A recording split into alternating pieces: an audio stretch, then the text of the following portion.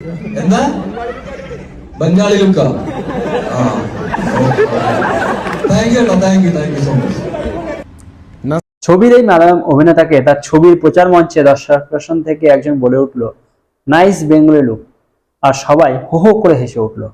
অভিনেতাও বেশ ভালোই হ্যান্ডেল করলেন বিষয়টা। চারিদিকে এই নিয়ে বিতর্ক চলছে। প্রথম দিকে কিছুতেই বুঝতে পারেনি এতে বিতর্কের কি আছে। একটু ঘাটাঘাটি করতে বিষয়টা জানা যায়। এই রাজ্যে কাজ করা পরিযায়ী শ্রমিকদের প্রায় 50% বাঙালি। তাদের অধিকাংশ ওখানে বেশি মজুরির কারণে নির্মাণ শিল্পের সাথে যুক্ত ও মূলত পশ্চিমবঙ্গের একটা অংশ থাকে উল্লেখযোগ্য সংখ্যায় বেশি। 5,000 ভাতাতেও ফিরিয়ে আনা যাচ্ছে না তাদের।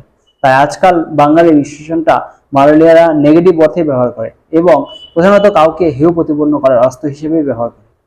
এই অভিনেতাকে বাঙালি বলার কারণ, অভিনেতা তো ধুতি পাঞ্জাবি পরে নেই, তবে কারণ হলো তার মিনিমালিস্ট অ্যান্টায়ার পায়ে চপ্পল, অর্থাৎ গোটা বাঙালি জাতির ড্রেসিং সেন্স নেই। চপ্পল পরাটা শ্রেণী বিবেচনার নিচে করতে পারে এবং কাউকে অপমান করার জন্য বেশি হলে প্রয়োজন নেই, বাঙালি বলে দিলেই চলে। রাজ্যটার নাম আরেকবার মনে করাই, গোবালয়। না, কেরালা স্যার 100% লিটারেসি স্যার।